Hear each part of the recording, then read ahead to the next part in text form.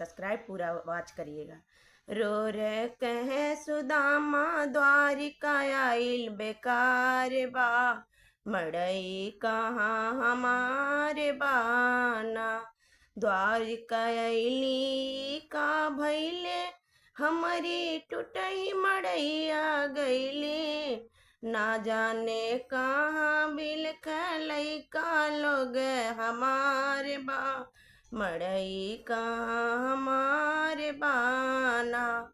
द्वारिका आवत हम नहीं रहली, मन में समुझत कुछ रहनी।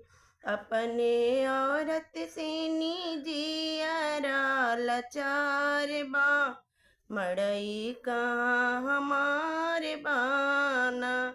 घर में से बोली उनकी नारी, हे प्रभु कोटा है तुम्हारी। तंदुल खैले जब मुरारी, भैले मड़ई से अटारी। प्रभु के माया से घर में धन माया पार बा, मड़ई कहाँ हमारे बाना।